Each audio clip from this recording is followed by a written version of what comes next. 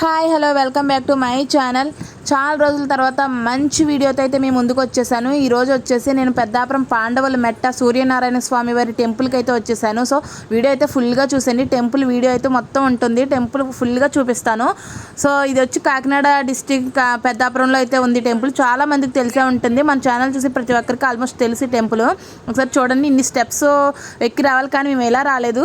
బండి మీద అయితే వచ్చేసాము. బండి తీసుకుని పైకి కొండపైకి అయితే వచ్చేసాము. మెట్ట అని అంటారు టెంపుల్. సూర్యనారాయణ స్వామి టెంపుల్ ఉంటుంది పైన, చాలా బాగుంటుంది.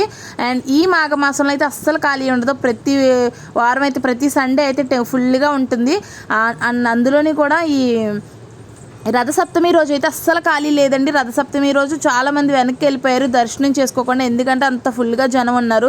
సో మేమైతే లైన్లోకి అయితే వచ్చేసాము. ఎందుకంటే ఇక్కడ దర్శనానికి 10 రూపీస్ 50 రూపీస్ అలా అమౌంట్ అయితే ఉంటుంది. మేము 10 రూపీస్ అయితే తీసుకున్నాం, ఎందుకంటే టెంపుల్ చాలా ఖాళీగా ఉంది. సో ఎందుకులే అనేసి మేము 10 రూపీస్ లైన్లోకి అయితే వచ్చేసాము. అండ్ చాలా ఖాళీగా ఉంది. మేము లాస్ట్ సండే వెళ్ళాం, కానీ మాకు దర్శనం అయ్యే టైంకి ఫుల్ అయిపోయింది. అండ్ ఒకసారి మీరే చూసేయండి, కింద నుంచి కూడా చాలా బాగుంటుంది టెంపుల్. ఎప్పుడైనా ఎవరైనా చూడకపోయి ఉంటే కనుక కన్ఫర్మ్ వెళ్ళండి సూర్యనారాయణ స్వామి టెంపుల్కి. చాలా అంటే చాలా బాగుంటుంది. తర్వాత దర్శనం అయిపోయిన తర్వాత స్వామివారికి ఇలా బయట అభిషేకం చేయించుకునే వాళ్ళకి ఇలా అభిషేకం ప్రతిదీ కమర్షియల్ అయిపోయింది. ఇప్పుడైతే నాకు అలా అనిపించింది, ప్రతిదానికి అమౌంట్ ఫిక్స్ చేసేస్తున్నారు.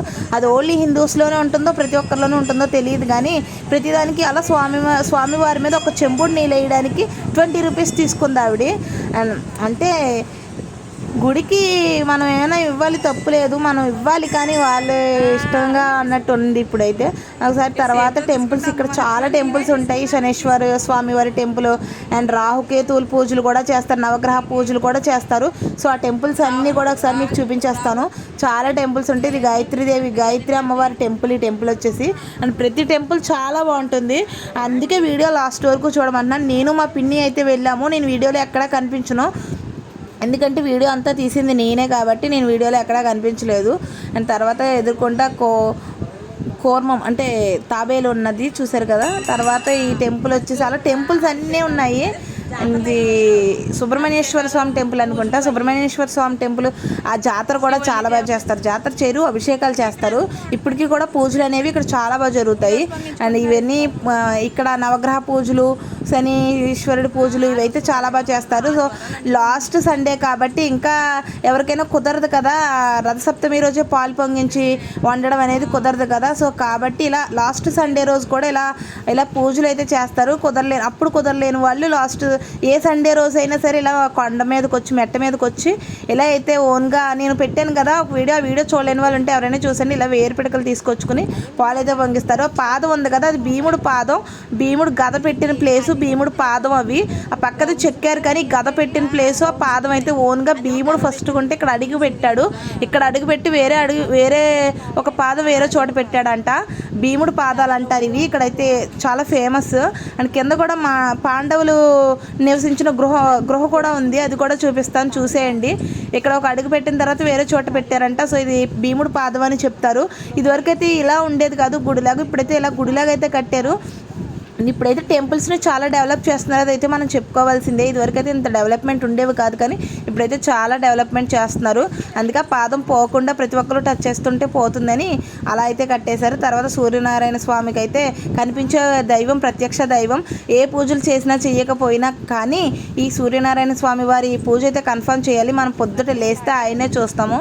మనకి కనిపించే ప్రత్యక్ష దైవం ఆయన, మనకి నిత్యం కనిపించే దేవుడు. సో ఇలా ఉదయాన్నే వచ్చేసి ఇలా ఏరుపిడకలు ఇవన్నీ ఇంటి దగ్గర నుంచే తీసుకొచ్చుకొని ఇక్కడ పాలు పొంగించి ఇక్కడైతే పూజలు చేస్తారు. కానీ అందరూ అయితే నేను కూడా చూసారు కదా రథసప్తమి, ఇప్పటి వరకు నాకు తెలియనిది ఏంటంటే రథసప్తమి రోజే చేస్తారు అనుకున్నాను, కానీ ఇలా మిగిలిన రోజులు కూడా చేస్తారని ఇప్పుడే తెలిసింది. తర్వాత ఇలా సర్పదోషాలు ఉన్న వాళ్ళకి సర్పదోష పూజలు, నాగదోషాలు ఉన్న వాళ్ళకి నాగదోష పూజలు ఇవన్నీ అయితే చేస్తారండి. ఇంకా పిల్లలు పుట్టలేని వాళ్ళకి పూజలు కూడా చేస్తారు. అండ్ ఇవి చూసారు కదా టెంపుల్స్ అయితే చాలా ఉంటాయి. చంద్రాలయం, సూర్యాలయం అలా చాలా ఆలయాలు అయితే ఉంటాయి. చుట్టూ ఆలయాలు అయితే చాలా బాగుంటుందండి, చాలా పీస్ఫుల్గా ఉంటుంది. అండ్ శివాలయం కూడా చాలా బాగుంటుంది. ఇక్కడ శివాలయం కూడా చూడాల్సిన ప్లేసు, ప్రతిదీ కూడా చాలా బాగుంటుంది.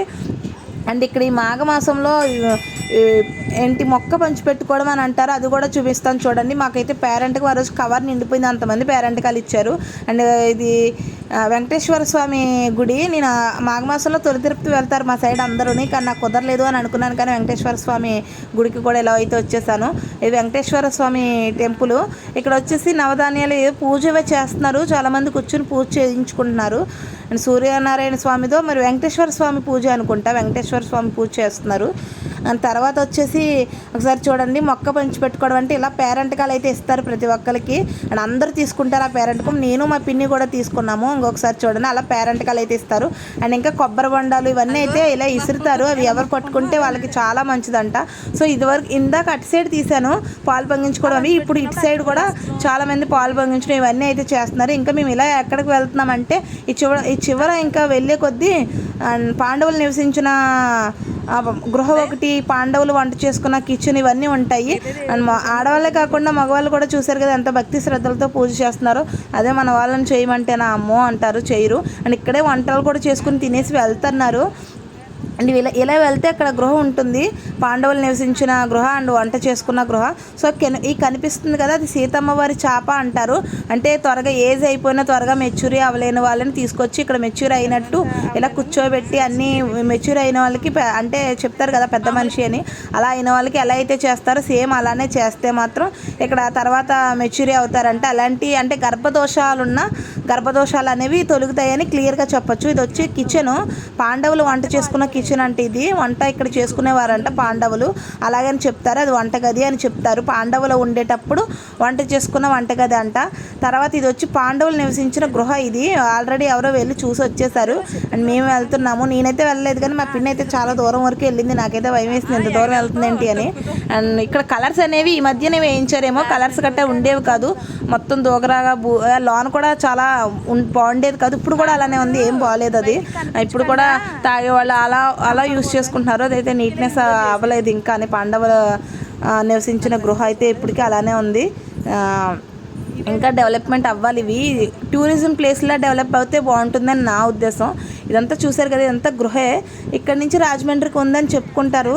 అంటే ఇక్కడ స్టార్ట్ అయ్యి రాజమండ్రి గోదావరిలోకి ఉందని అయితే చెప్పుకుంటారు. ఇటు నుంచి అయితే మేము కిందకైతే వచ్చేస్తున్నాము. ఇందాక అటు స్టెప్స్ వైపు నుంచి వెళ్ళాము, ఇలా ఇటువైపు నుంచి ఇప్పుడు ర్యాంప్ మీద నుంచి అయితే కిందకి వెళ్తున్నాము. ఇక్కడ లాస్ట్ ఇయర్ అయితే ఇక్కడ పొంగించుకున్నాము ఒక సంవత్సరం మా పిన్ని మేము వచ్చినప్పుడు.